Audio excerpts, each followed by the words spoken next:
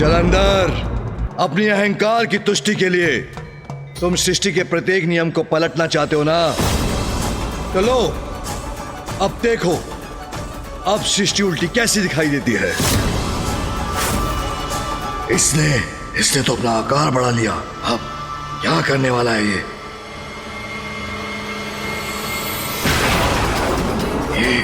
हाथ क्यों बढ़ा रहा है?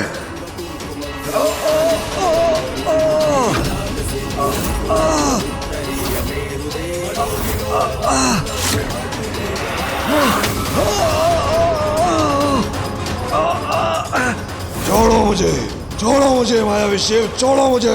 क्यों? अब क्या हुआ जलंधर? सृष्टि को उल्टा देखना चाहते हो ना? तो अब देख लो।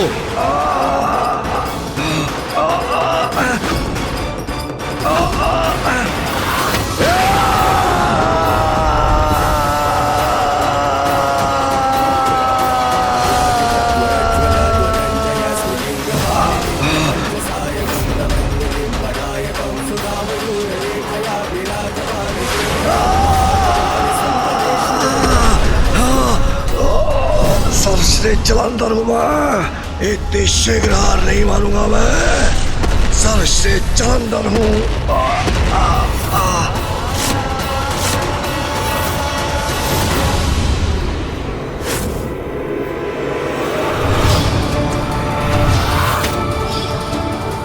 आज अपनी दिव्य शक्ति का आभास कराता हूं इसे।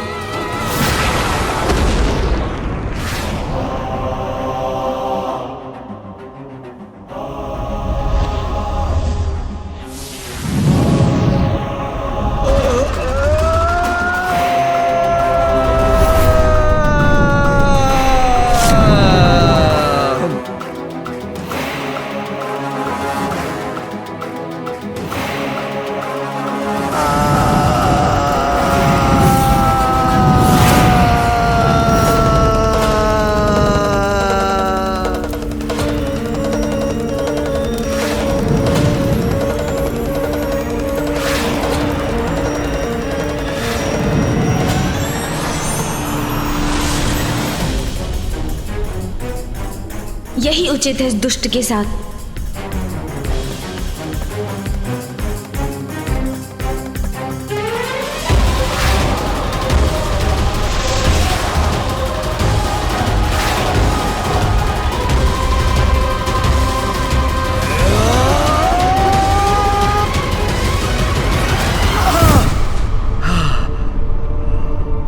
क्या हुआ जलंधर? दर्शन हो गए सूर्य के पश्चिम में?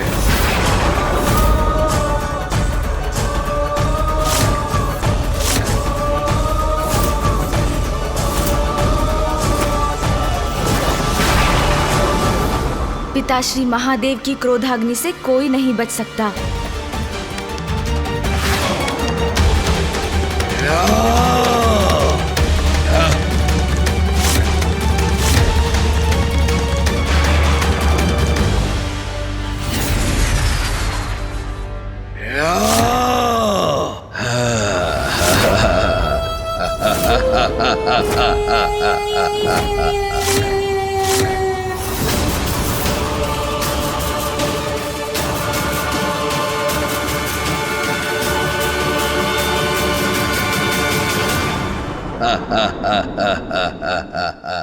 देखो शिव, कुछ नहीं हुआ मुझे। सुरक्षित हूं मैं। तुम्हारी ऊर्जा और सूर्य का ताप भी मुझे कोई क्षति नहीं पहुंचा सका।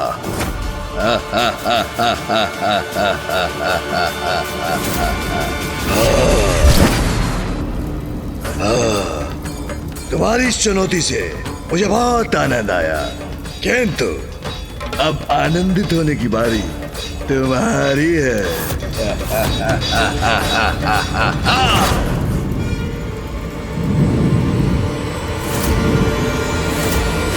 नहीं पिताश्री,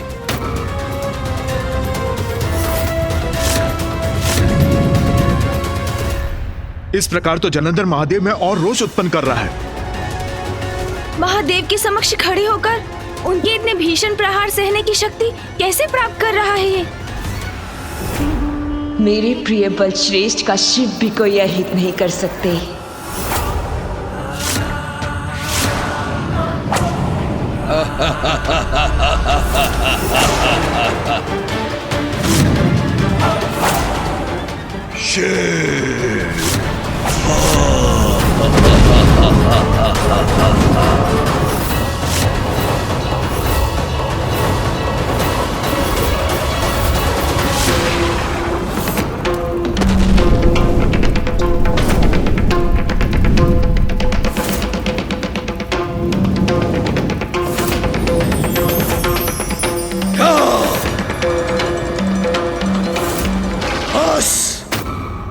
शिव, भगवान सर्वश्रेष्ठ जलंधर अपने हाथों से तुम्हारा अंत करेंगे।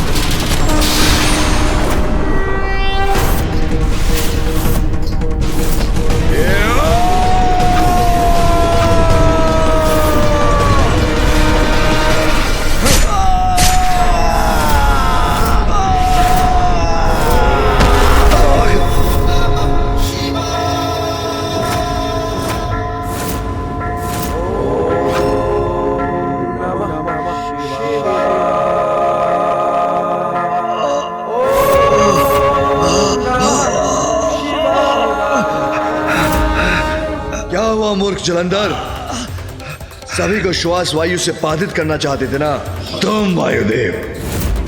तुम स्थिर होकर श्वास वायु का प्रवाह रोक दो।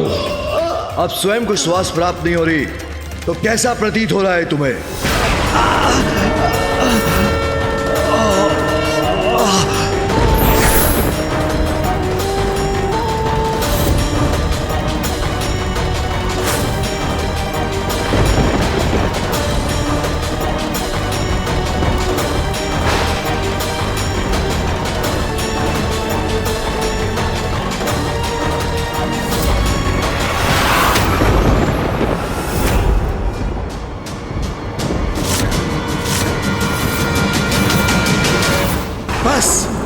इतनी सी शक्ति, फिर भी तब तक स्वयं को ईश्वर कहलाते हो, फिर भी मुझसे उलझने की उद्दंडता कर रहे हो, वो भी भगवान सर्वश्रेष्ठ जलंधर से।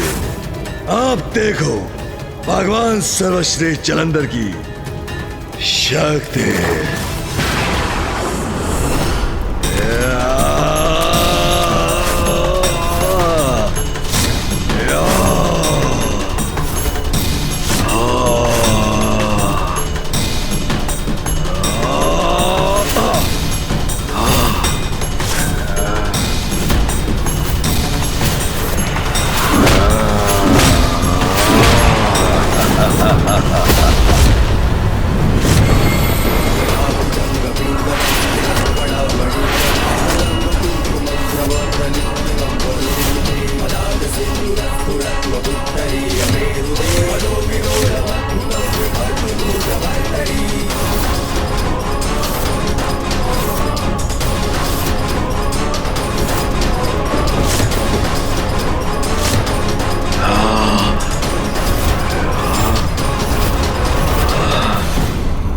पीछे क्यों जा रहा हूं?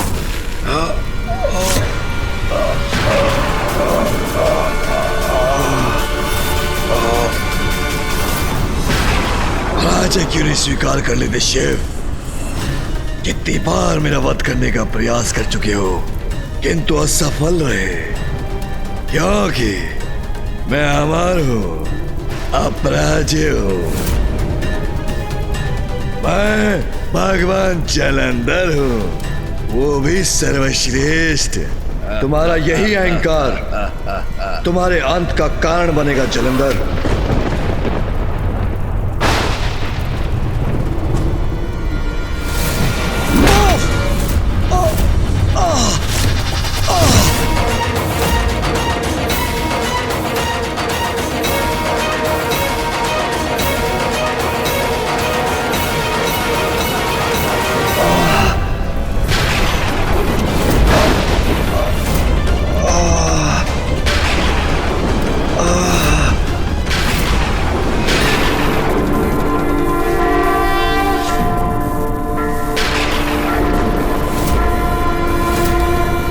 तुम्हें विद्युत का प्रवाह नहीं चाहिए था ना जलंधर। इंद्रदेव, स्मरण रहे, आज से न विद्युत होगी, न मेघ, न वर्षा।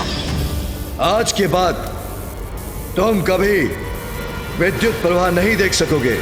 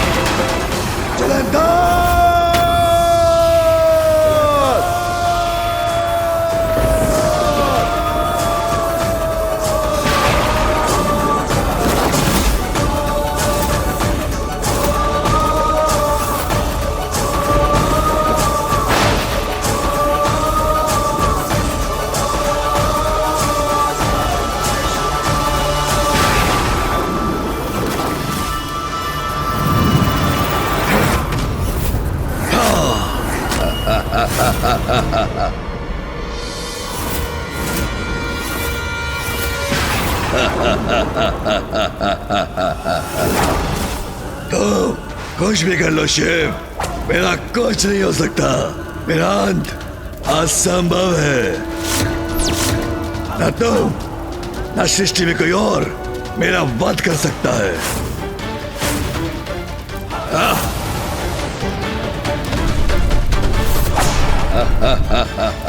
और कोई वार कर सकते हो तो वो भी करके देख लो शिव। अबे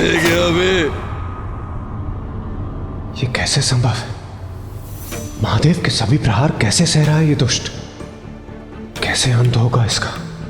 गणेश ने तो कहा था कि महादेव के द्वारा ही इसका अंत होगा, किंतु ये क्या हो रहा है? मैं भी नहीं समझ पा रहा हूँ माँ। पिताश्री द्वारा उनका वध करने पर भी पुनर्जीवित होकर पुनः कैसे खड़ा हो रहा है जलंधर? जितनी बार जलंधर गिरेगा उतना ही महादेव का क्रोध भी बढ़ेगा।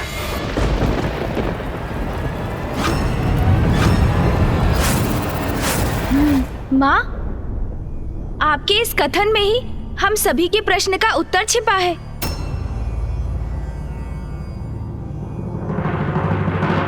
कैसा उत्तर पुत्र? माँ, जलंधर पिताश्री की क्रोधाग्नि का ही परिणाम है। जितना वो क्रोधित होंगे उतना ही उनके क्रोध से बल पाकर जलंधर और शक्तिशाली होगा। गणेश उचित कह रहा है, किंतु इसका तोड़ क्या है? अभी तो जलंधर का जीवन महादेव का उपहास कर रहा है, और हर बार जब भी जलंधर उठता है तो महादेव का क्रोध और भी बढ़ जाता है। ये तो ऐसा चक्र बन गया है कि जिसे हम तोड़े भी तो कैसे? हमें पिताश्री के क्रोध को शांत करना होगा। माँ,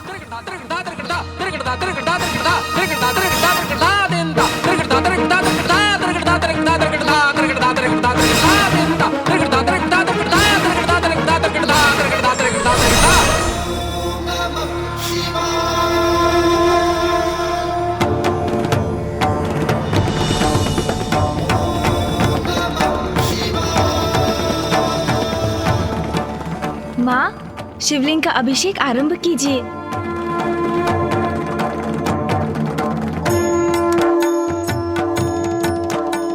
महादेव के क्रोध को शांत करने का तो यही उचित उपाय है।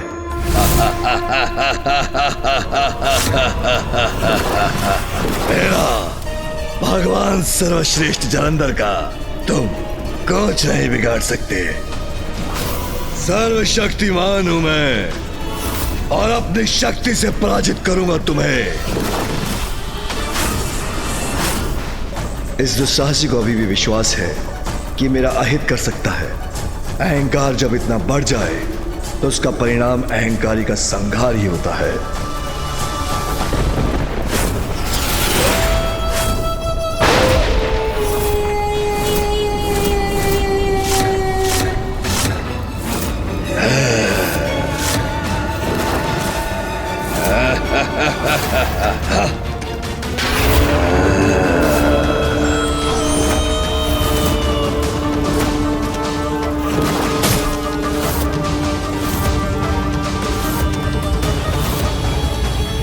सर्वश्रेष्ठ जलंधर हूं मैं।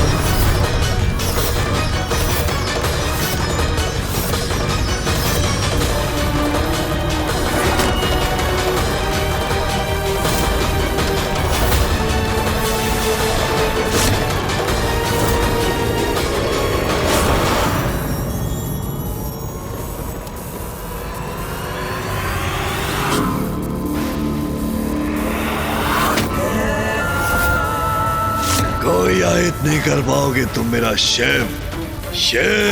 अंत में तुम्हें भी नवीन भगवान के समक्ष नतमस्तक होना ही पड़ेगा।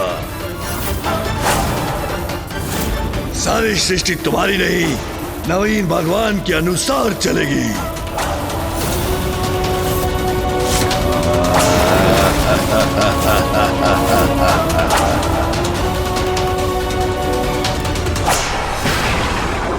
शिव से हर प्रकार से श्रेष्ठ है मेरे प्रिय बलश्रेष्ठ।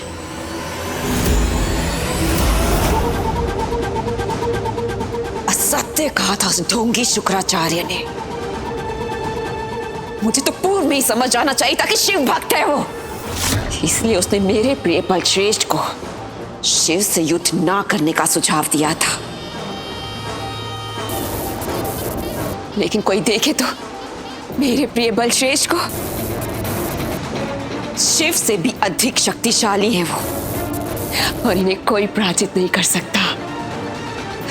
ये शिव भी नहीं।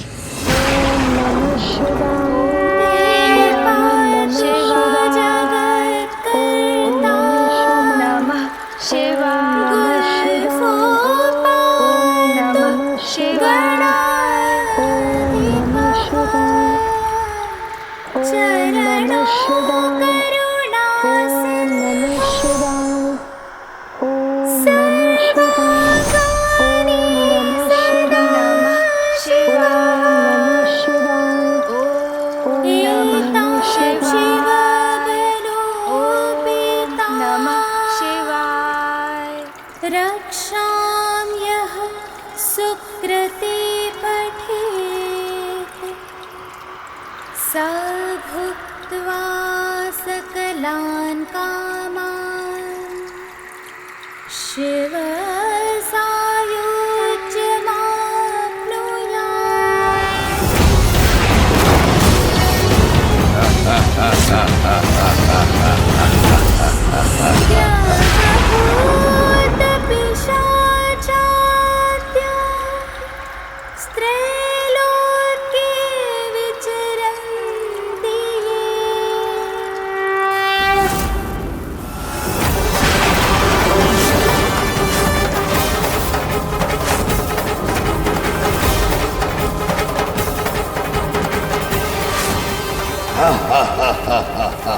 मेरे साथ युद्ध करने में शिव की शक्ति क्षीण पड़ रही है।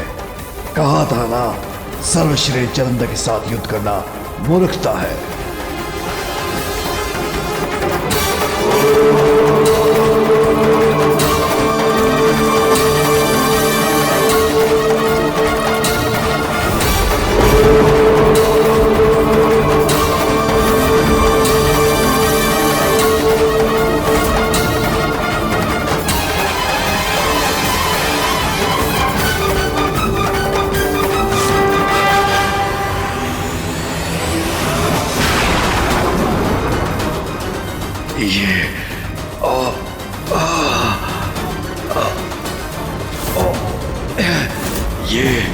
ये क्या हो रहा है? अचानक दुर्बलता और थकान का आभास क्यों हो रहा है मुझे?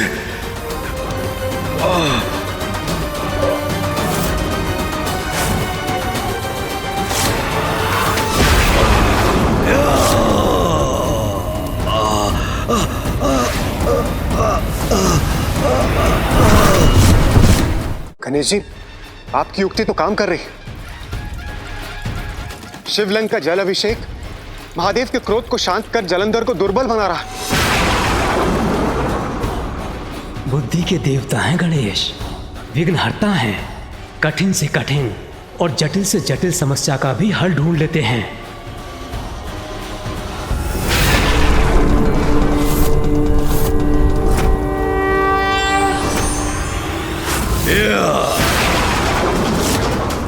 क्या लगता है तुम्हें?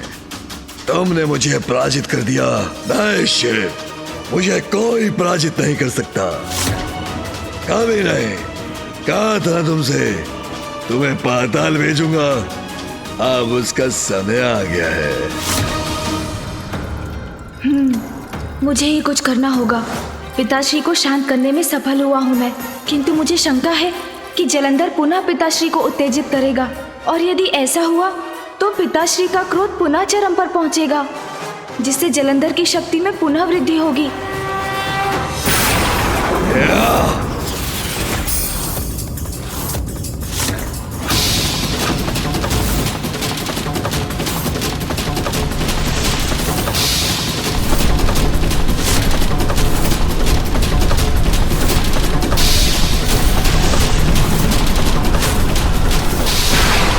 पिताश्री।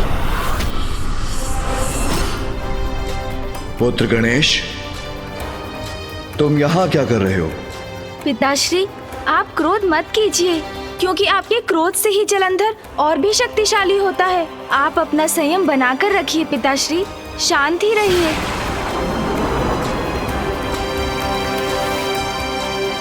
उचित है गणेश।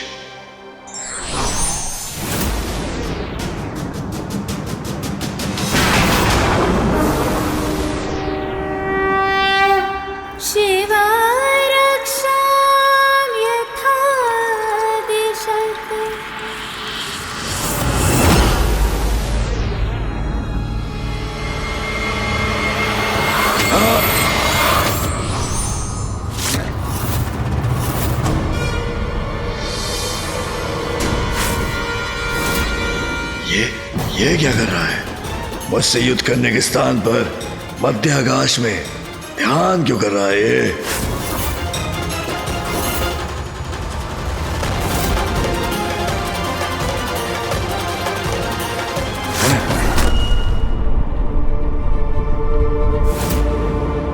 ये क्या कर रहे हो तुम? अवश्य कोई छल, कोई माया, मुझे भ्रमित करने के लिए।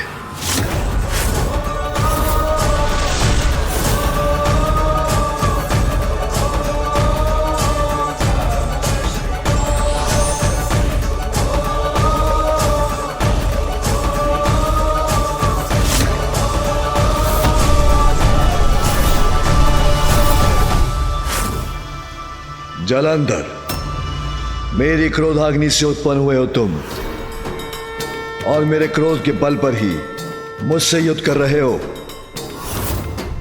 यदि स्वयं को इतना शक्तिशाली मानते हो तो मेरे क्रोध से अपनी शक्ति उत्पन्न करना बंद करो।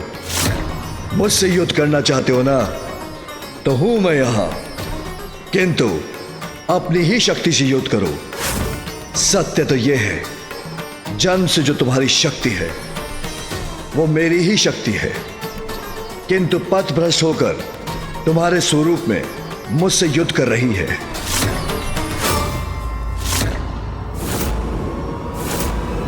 बहुत बोल रहे हो तुम। इतना तो साहस कैसे आया तुम्हें? मुझे अपनी शक्ति जागृत करने की आवश्यकता नहीं, क्योंकि मैं भगवान हूं, तुम नहीं।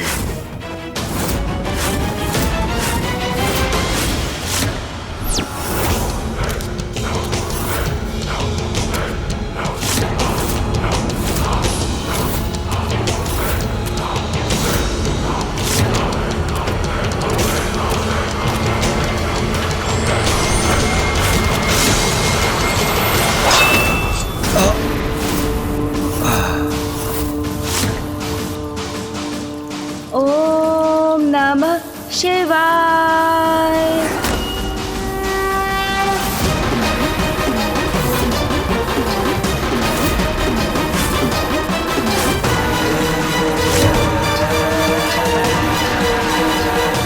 मेरे प्रहारों का तो उस पर कोई प्रभाव ही नहीं हो रहा। शांत है ये, मैं ही थक रहा हूं। ये कैसे संभव है?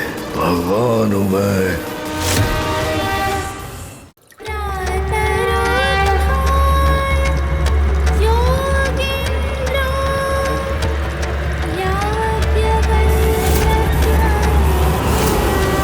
जलंधर शक्तिहीन हो रहा है। जब तक महादेव शांत रहेंगे तब तक जलंधर उनके समक्ष टिक नहीं पाएगा। बलश्रेष्ठ, अपने संपूर्ण बल से युद्ध कीजिए, पराजित कीजिए इस शिव को, दुर्बल मत पड़िए।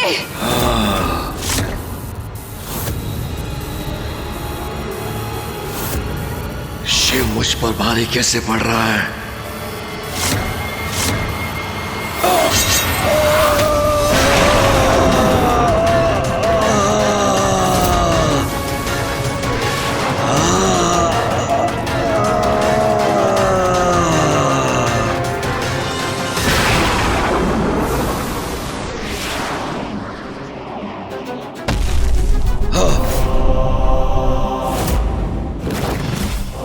अब देखता हूं तुम कैसे सहते हो नवीन भगवान का सर्वश्रेष्ठ वार।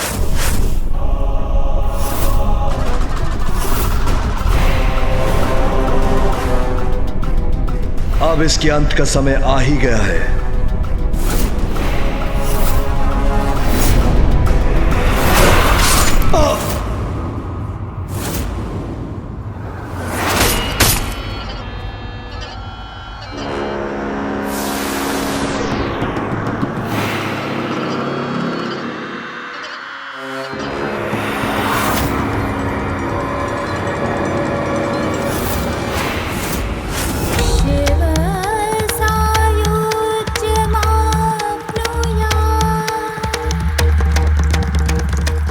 दुष्टता का अंत ऐसे ही होता है।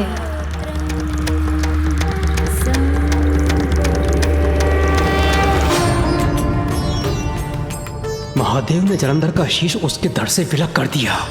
कदाचित जलंधर का अंत हो गया हो।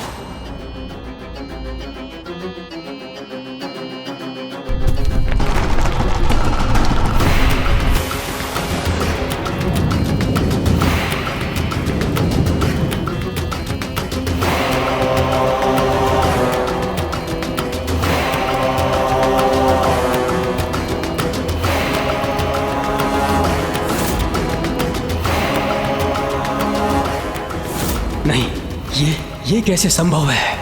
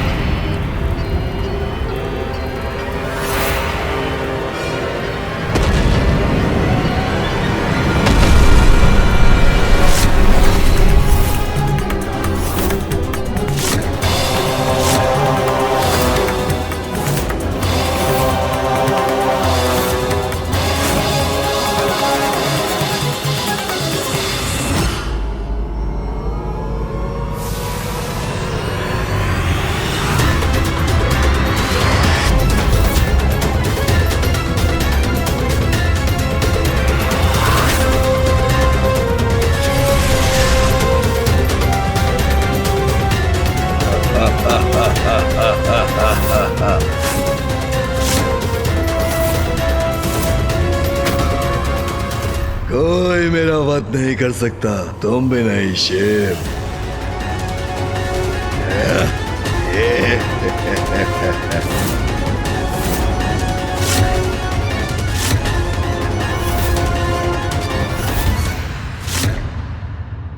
अनुचित किया तुमने, बहुत अनुचित किया।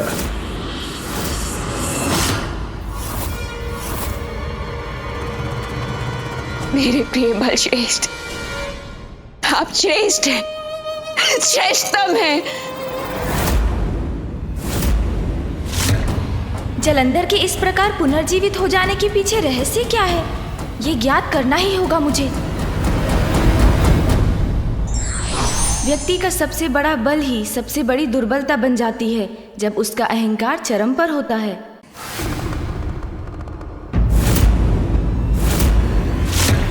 महादेव ने तो उसका सर उसके धड़ से विलग किया था, फिर वो पुनः जीवित कैसे हो गया? ये क्या हो रहा है? अभी तक तो पिताश्री का क्रोध उसकी शक्ति बन रहा था, इसीलिए पुनर्जीवित हो रहा था ये। किंतु अब तो पिताश्री शांत हैं। जलंधर का वध भी किया उन्होंने, फिर वो कैसे जागृत हो उठा? इसका तो यही अर्थ है कि मात्र पिताश्री का क्रोध ही उनकी शक्ति का स्रोत नहीं, कुछ और भी है जिससे बल पाकर जलंधर सुरक्षित है। और क्या हो सकता है जिससे बल मिल रहा है जलंधर को? जो महादेव के बल को विफल करे, ऐसा बल और किसमें हो सकता है भला? इस रहस्य को शीघ्र ज्ञात करना होगा हमें। कैसे दूर होगा ये संकट? प्रथम पूज्य श्री गणेश जी की युक्ति और महादेव के प्रहारों के बाद भी इसका अंत नहीं हो रहा। नहीं, कुछ तो अनुचित हो रहा है। ये संभव नहीं, मुझसे ही कुछ भूल हो रही है। कुछ तो है जिस पर ध्यान नहीं गया मेरा, किंतु क्या है वो रहस्य जो मैं भी नहीं देख पा रहा हूँ? कोई तो राह होगी, कोई तो समाधान होगा।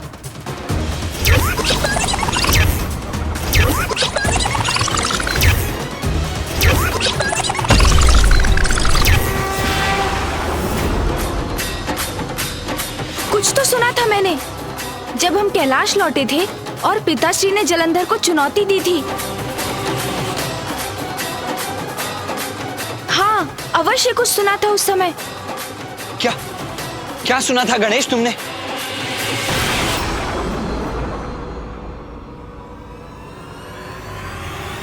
आपको कैलाश के निकटों शिव के समक्ष नहीं जाना है, क्योंकि एकमात्र शिव ही है जो आपका वध कर सकते हैं। इसलिए आपको सदैव कैलाश से दूर रहना है बलश्रेष्ठ। आपको कैलाश के निकटों शिव के समक्ष नहीं जाना है। जब तक तुम जीवित हो, मेरा कोई वध नहीं कर सकता। वृंदा, वृंदा, वृंदा। वृंदा? वृंदा?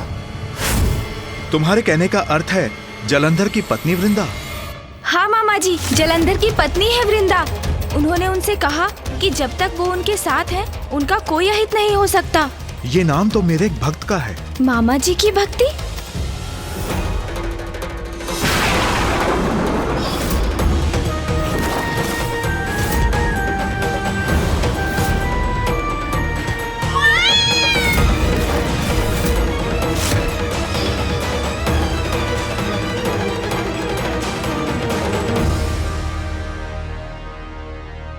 गणेश, जब तक वृंदा जीवित है, जलंधर का अंत असंभव है। जलंधर का अंत असंभव है। जलंधर का अंत असंभव है। ये तो विचित्र दुविधा उत्पन्न हो गई। वृंदा जी ही जलंधर जी के जीवन का आधार है, किंतु क्यों? ये आपने क्या कहा भ्राता नारायण? जब तक वृंदा जीवित है, जलंधर का अंत नहीं हो सकता। वृंदा के नाम से मुझे उस वरदान का स्मरण हो आया है जो मैंने उसे दिया था। एक समय था जब वृंदा मेरी बहुत बड़ी भक्त थी। शांताकारं भुजगशयनं पद्मनाभं सुरेशं विश्वाधारं गगनसदृशं मेघवर्णशुभांगं लक्ष्मीकान्तं कमलनयनं योगीभिर्धान्यगम्यं वन्दे वन्दे विष्णु भवभयहरं सर्वलोकैकनाथम्।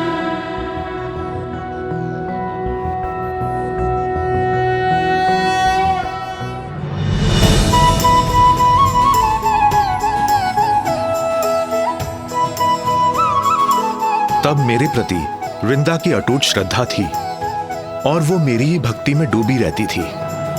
उसकी भक्ति और तपस्या से प्रसन्न होकर एक दिवस मैंने उसे दर्शन दिया और उसे वरदान मांगने को कहा। प्रभु, अगर आप मुझे कोई वरदान देना ही चाहते हैं तो सदा सुहागिन रहने का वरदान दीजिए। मेरे जीवित रहते मेरे पति की कभी मृत्यु ना हो। संसार का कोई मनुष्य, कोई देवता, यहाँ तक कि त्रिदेव भी मेरे पति को मारने में सक्षम ना हो पाए। किंतु पुत्री, तुमने अभी तक तो अपने पति का चुनाव तो किया ही नहीं। मुझे विश्वास है प्रभु कि समय आने पर मेरे स्वामी का चुनाव भी हो ही जाएगा। जब भी वो मेरे समक्ष आएंगे और मुझे भा जाएंगे तो मैं भी उनका चुनाव कर लूंगी और फिर आपके वरदान से वो सदा मेरे साथ रहेंगे। मेरे जीवित रहते उनकी कभी मृत्यु नहीं होगी। तथास्तु, तथास्तु, तथास्तु। मैं आपसे ये वरदान पाकर धन्य हो गई प्रभु। कल्याण हो पुत्री।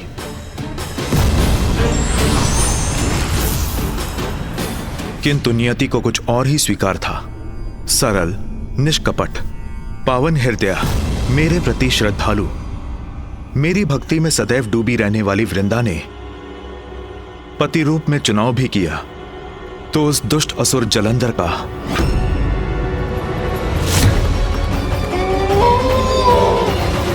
विश्वास ही नहीं होता। जलंधर की पत्नी वृंदा मामा जी की भक्त, कुछ स्पष्ट नहीं हो रहा है। जब तक वृंदा जीवित है जलंधर का अंत असंभव है। असंभव है मेरा अंत। मैंने सुना था तुम त्रिकालदर्शी हो, सब ज्ञात है तुम्हें, किंतु मिथ्या सुना था मैंने। सब मिथ्या है। अंततः मेरे वध के इतने व्यर्थ प्रयास नहीं करते तुम। अभी भी समझ जाओ शिव, समझ जाओ, शरणागत बन जाओ। मैं भगवान सर्वश्रेष्ठ जलंधर हूँ। मैं अमर हूँ। तुम कितने मूर्ख हो जलंधर। तुम अभी तक नहीं समझे कपट, कुटिलता और दुष्टता कभी भी अमर नहीं होते। उनका अंत तो होकर ही रहता है। अंत करोगे असंभव को संभव बनाओगे। मिथ्या भगवान। मामा जी, आपकी भक्तिन सरल हृदय वृंदा और उस वृंदा में बहुत भेद है। जिससे हमारी भेंट हुई थी वो तो बहुत अभिमानी थी। विचित्र वस्त्र और आभूषण धारण किए थे उसने। आपकी भक्तिन में इतना बड़ा परिवर्तन कैसे संभव है मामा जी? कदाचित जलंधर की पत्नी कोई और वृंदा है। नहीं गणेश, वृंदा में आए परिवर्तन का कारण जलंधर ही है। वृंदा के साधारण पुजारिन रूप से, उसकी साधारण वेशभूषा से जलंधर उसकी ओर कभी आकर्षित नहीं होता, क्योंकि बुरे और बुराई को सादगी कभी नहीं भाती।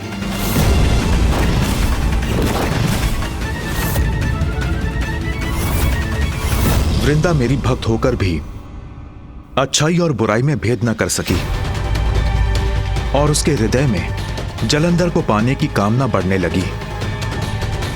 हमारी अनुचित कामनाएं हमें पाप की ओर ले जाती हैं। वही वृंदा के साथ भी हुआ। वो मेरी भक्ति त्याग कर जलंधर की कामना करने लगी। यहां तक कि जलंधर को पाने की लालसा में उसने जलंधर जैसा बनने का निर्णय भी ले लिया। अब से मैं भक्ति के मार्ग को त्याग कर वही मार्ग अपनाऊंगी जिससे वो आकर्षित होकर मेरी ओर चले आएंगे। और बुराई को बुराई अपनी ओर खींची लेती है। जब वृंदा बुरी बनी तो जलंधर उसकी ओर आकर्षित भी हुआ। वृंदा हूँ और मुझे ये वरदान प्राप्त है कि मेरे जीवित रहते मेरे पति की मृत्यु कभी नहीं हो सकती। और जब जलंधर को उस वरदान के बारे में ज्ञात हुआ तो वो उसकी ओर और भी लालायित हुआ और इस प्रकार इन दोनों का विवाह संपन्न हुआ।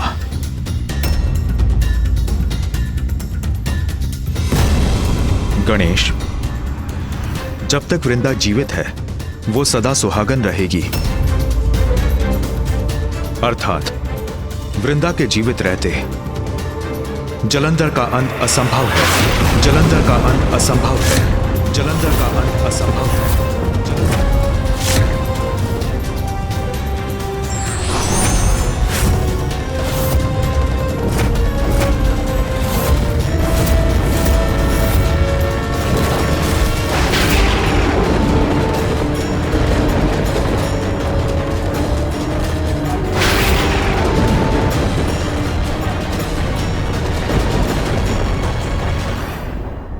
महादेव अपने चंद्रहास का वार कर रहे हैं जो जलंधर का अंत करने में अवश्य सक्षम होगा, और इस अंतराल में गणेश उसके अंत का कोई ना कोई उपाय अवश्य ढूंढ लेगा। अब कुछ करने का समय आ गया है। चंद्रहास में महादेव की विशेष शक्तियां समाहित हैं। ये एक अमोघ अस्त्र है। पुनः प्रयास कर लो। अपना एक खड़क प्रयोग करके देखना चाहते हो तो वो भी देख लो। मुझे कुछ नहीं हो सकता क्योंकि मैं भगवान सर्वश्रेष्ठ जलंधर हूँ।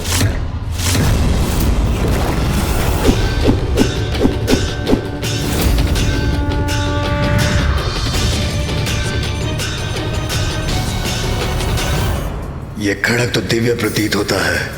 कहीं उस वृद्ध असुर गुरु का कथन सत्य तो ना हो जाए।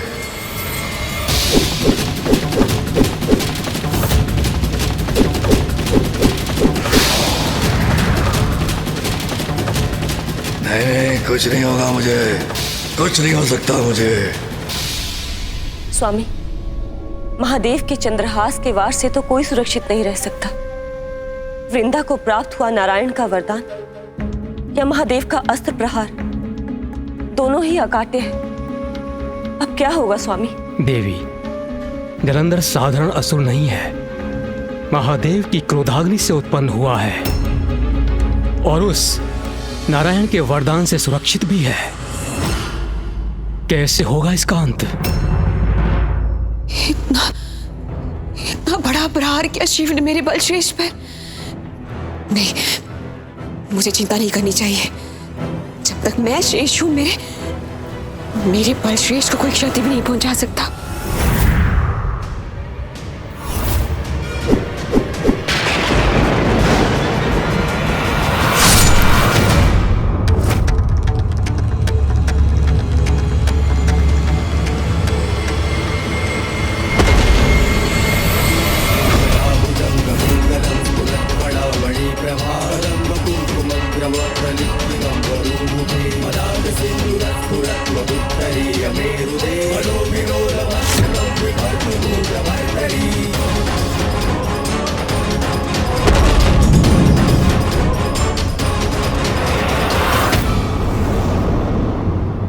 महादेव का चंद्रहास प्रहार कभी व्यर्थ नहीं हो सकता। महादेव का प्रहार जलंधर को आघात देगा, किंतु मेरे वरदान की अवमानना नहीं करेंगे महादेव। जलंधर को आहत होने से तो कोई नहीं रोक सकता, किंतु बिना वृंदा का अंत हुए उसका अंत भी कहाँ संभव है। ये तो विकट स्थिति उत्पन्न हो गई।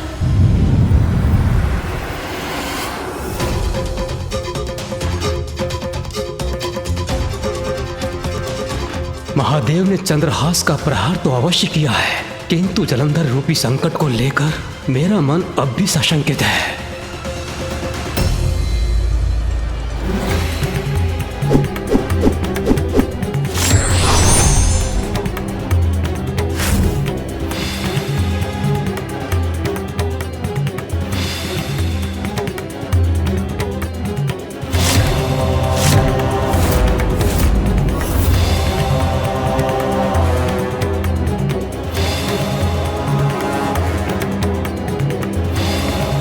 आपने उचित ही किया नाथ।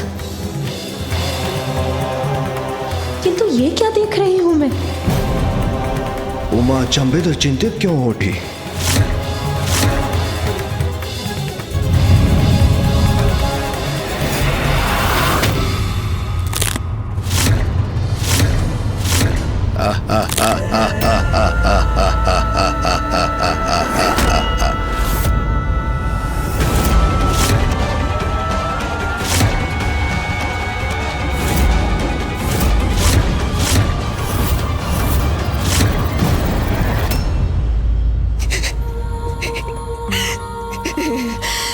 आनंद आ रहा है, मुझे बहुत आनंद आ रहा है। अरे स्वयं को महादेव पुकारते हो और मेरा वध नहीं कर पा रहे, कैसे महादेव हो तुम? बहुत मूर्ख हो जलंधर। दीपक की लौ बुझने से पूर्व एक बार अवश्य फड़फड़ाती है। उसी प्रकार तुम्हारा पुनर्जीवित होना उसी लौ के समान है जो शीघ्र बुझने वाली है। ओह, मेरी शंका उचित ही थी। संकट टलने में अभी समय शेष है। अपने सबसे प्रचंड अस्त्र का प्रयोग किया शिव ने, लेकिन फिर भी मेरे बलश्रेष्ठ जीवित हैं। अब तो प्रमाणित हो चुका कि भगवान है मेरे प्रिय बलश्रेष्ठ, सर्वश्रेष्ठ जलंधर, और मैं हूं उनकी शक्ति। महादेव का चंद्रहास भी जलंधर का अंत नहीं कर पाए। गणेश जी, अब आप ही इसका हल निकालें। समस्या कितनी भी विकट क्यों ना हो, उसका समाधान अवश्य होता है देवराज। और इस समस्या को मिटाने का उपाय है वृंदा।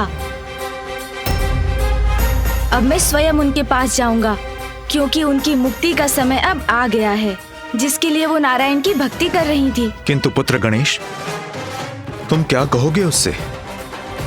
कैसे समझाओगे उसे? मेरा विश्वास कीजिए मामा जी, जो उचित है वही कहूंगा और वही करूंगा भी।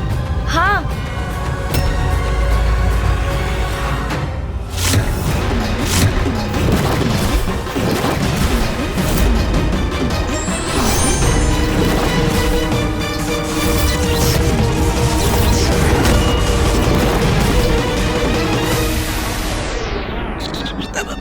प्रभु, यदि आप वृंदा जी के साथ युद्ध करने जा रहे हैं तो कदाचित मुझे अपना कवच धारण कर लेना चाहिए था। कभी कभी जो कार्य शक्ति नहीं कर सकती वो कार्य युक्ति से हो जाता है मूषक जी। और जहाँ अस्त्र निरर्थक हो जाते हैं वहाँ शब्दों को अस्त्र बनाना पड़ता है। हाँ, इसलिए जो कार्य शांति पूर्वक हो सकता है उसमें युद्ध कदाचित उचित नहीं। प्रभु, अभी तो हम ऋषि अगस्त्य के क्रोध से रक्षित हुए हैं और अब आप मुझे शंका हो रही है। ये कैसे संकट में प्रवेश करवा रहे हैं मुझे? मूषक जी, संकट के भीतर नहीं, उसे दूर करने के लिए जा रहे हैं हम, जो हमारा कर्तव्य भी है। शंका दूर कीजिए और अपनी गति बढ़ाइए आप। जी प्रभु। कार्य जितना शीघ्र संपन्न हो उतना ही उत्तम होता है मूषक जी। चलिए। जो आज्ञा प्रभु।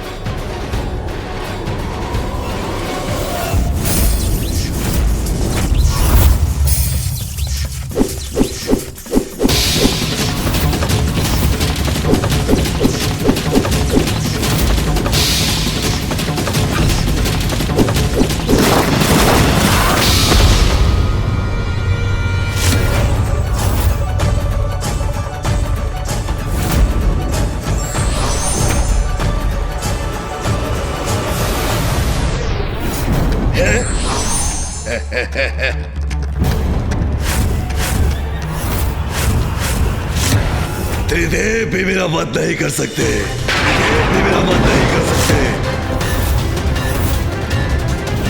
अमर हूं मैं, भगवान हूं मैं, अमर हूं मैं, भगवान हूं मैं, अमर हूं मैं, भगवान हूं मैं। बस, अब चिंता की कोई बात नहीं है। अब ये शिव चाहे कितनी भी बार मेरे बलश्रेष्ठ का वध क्यों ना कर ले, मेरे बलश्रेष्ठ पुनर्जीवित हो उठेंगे। फिर एक समय आएगा जब ये शिव अपनी पराजय स्वीकार करने के लिए विवश हो जाएगा। मुझे मेरे प्रिय बलश्रेष्ठ के लिए उनका प्रिय और स्वादिष्ट भोजन तैयार करना चाहिए। ये कभी भी विजयी होकर लौट सकते हैं।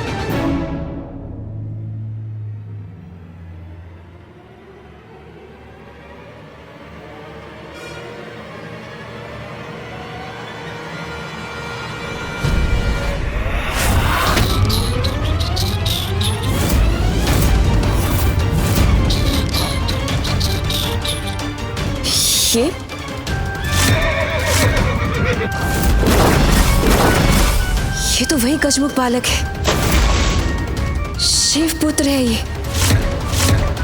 लेकिन ये यहाँ कैसे आया? क्या कर रहा है यहाँ पे? सुनो, रुको! यहाँ क्या कर रहे हो तुम? रुको! रुको तुम दोनों!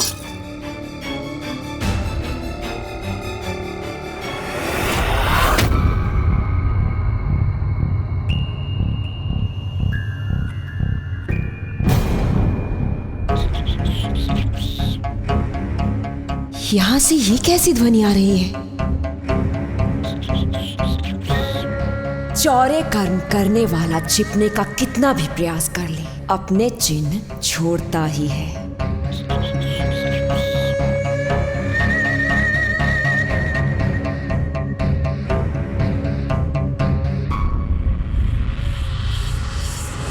प्रभु, पूर्ण विश्वास है ना आपको? जो लेने आए थे वो मिल गया आपको?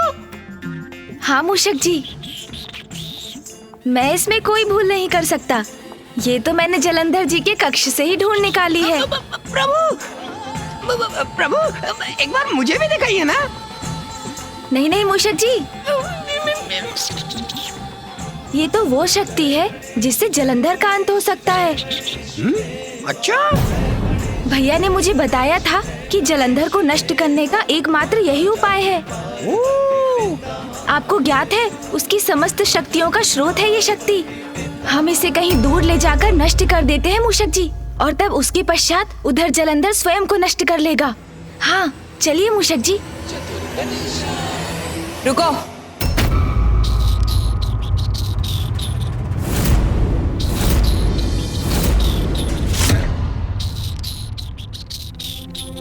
कौन सी शक्ति के बारे में बात कर रहे थे तुम दोनों? क्या लेके जा रहे हो यहाँ से? प्रभु, ये तो उचित नहीं हुआ। इन्होंने तो सब कुछ सुन लिया। अब क्या होगा? शक्ति? कैसी शक्ति? ये आप क्या कह रही हैं? मुझे तो कुछ भी ज्ञात नहीं। मुझे छलने का प्रयास मत करो, मैं सब सुन चुकी हूँ। दिखाओ मुझे वो शक्ति।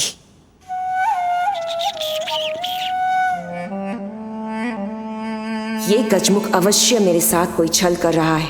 ऐसी कोई शक्ति है ही नहीं, क्योंकि मेरे प्रिय बलश्रेष्ठ ने मुझे किसी ऐसी शक्ति के विषय में नहीं बताया। क्या दिखाओगे तुम?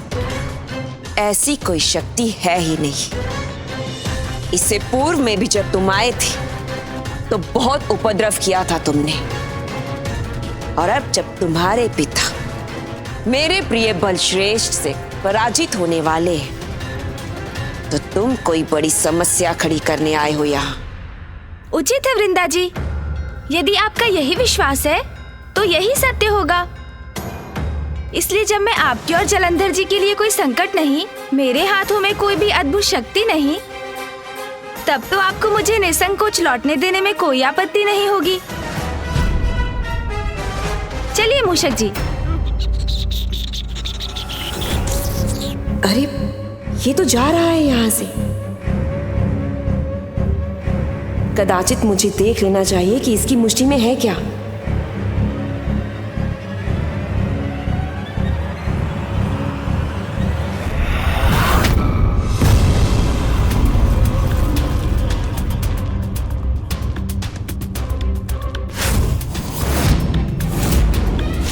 सब कुछ अस्त व्यस्त है। संपूर्ण कक्ष में खोजबीन की है उस बालक ने मेरे बलश्रेष्ठ की। कहीं सत्य में तो कुछ नहीं प्राप्त हो गया उसे, जिससे कि मेरे प्रिय बलश्रेष्ठ को क्षति पहुंच जाए। नहीं नहीं, मुझे रोकना होगा उसे।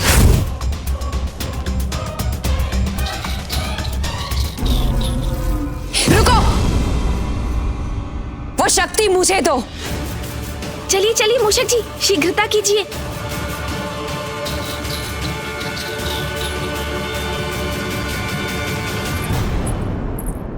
कदापि नहीं दूंगा, कभी नहीं दूंगा। इस शक्ति को यहाँ से कहीं दूर ले जाऊंगा मैं। आपको कभी नहीं दूंगा इसे मैं। मेरे पति मेरे प्रिय बलश्रेष्ठ ने इस राजभवन को सुरक्षा कवच से सुरक्षित रखा है, जिसे भेद कर तुम कहीं नहीं जा सकते।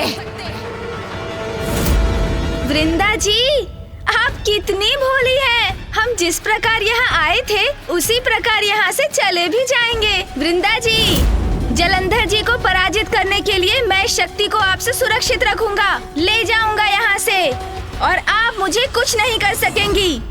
इतनी उद्दंडता तुमने सोच भी कैसे लिया कि तुम उस शक्ति को यहाँ से लेके जा सकते हो? अभी इसी क्षण लौटो यहाँ।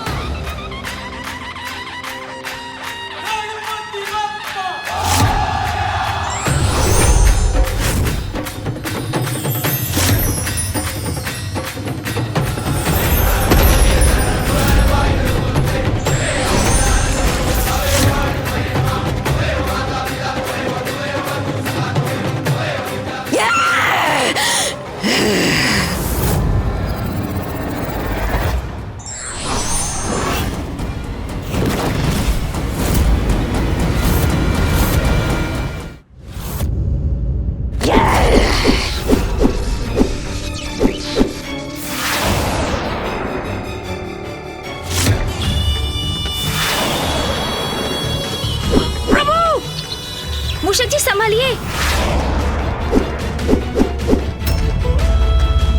वृंदा जी का क्रोध बढ़ता ही जा रहा है। प्रभु!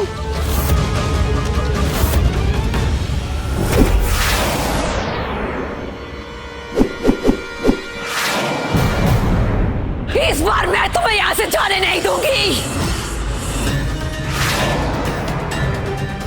प्रभु, हमें यहाँ से शीघ्र निकलना चाहिए। मूषक जी धीरज रखिए, धीरज।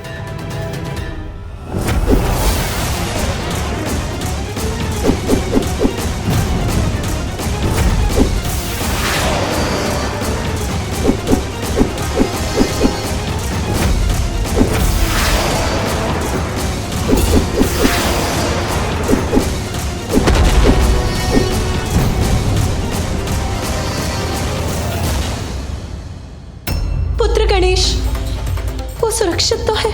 मैं इस प्रकार निष्क्रिय नहीं रह सकता। कदाचित गणेश को मेरी आवश्यकता है। मुझे उसके पास जाना ही होगा। रुको कार्तिकेय, गणेश बुद्धि से श्रेष्ठ है। मुझे विश्वास है वो वहां सुरक्षित होगा। गणेश भली भांति जानता है कि वो क्या कर रहा है।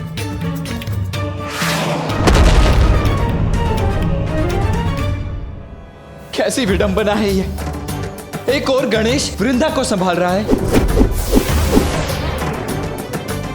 और दूसरी ओर पिताश्री जलंधर से युद्ध कर रहे हैं,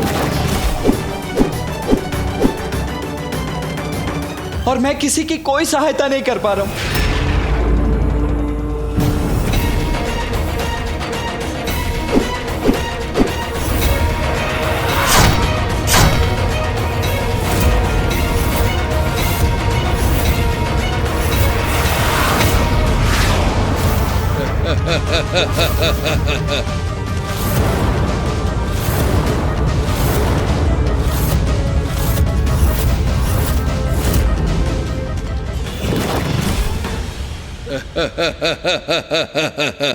करते रहो मुझ पे वार। समय की कमी नहीं है मेरे पास, क्योंकि मैं भगवान सर्वश्रेष्ठ जलंधर हूं।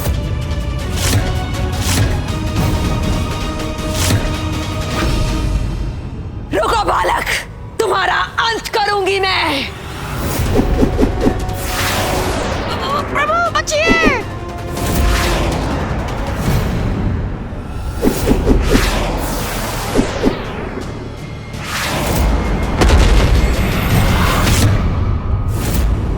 इस इस बार मैं तुम्हें यहां से जाने नहीं दूंगी।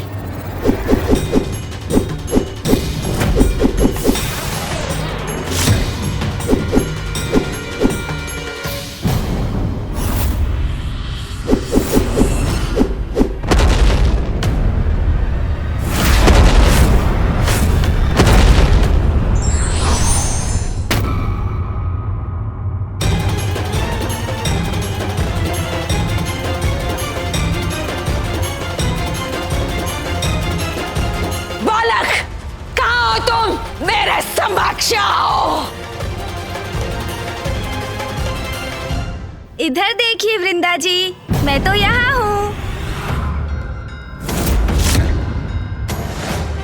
वृंदा जी, ये शक्ति तो आपको संभाल कर सुरक्षित रखनी चाहिए थी। अब जब मुझे ये शक्ति प्राप्त हो गई है और आपको ज्ञात हो गया है कि आपके पति पराजित होने वाले हैं, तो आप ऐसा उपद्रव कर रही हैं। किंतु मैं अब विलंब नहीं कर सकता। चलिए मूषक जी। जी प्रभु।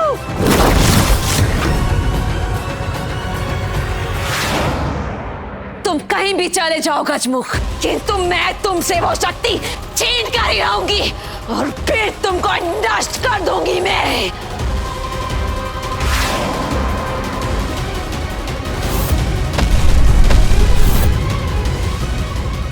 चतुर गणेश अंततः वृंदा को उस स्थान तक ले ही आया जहां वो लाना चाहता था।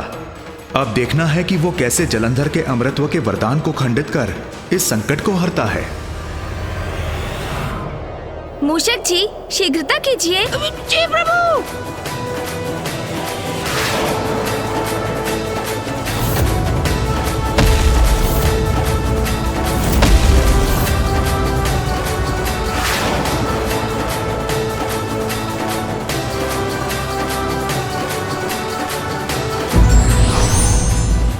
बुद्धि का प्रयोग यदि विवेक और चतुराई के साथ किया जाए तो विपरीत परिस्थिति भी अनुकूल हो जाती है।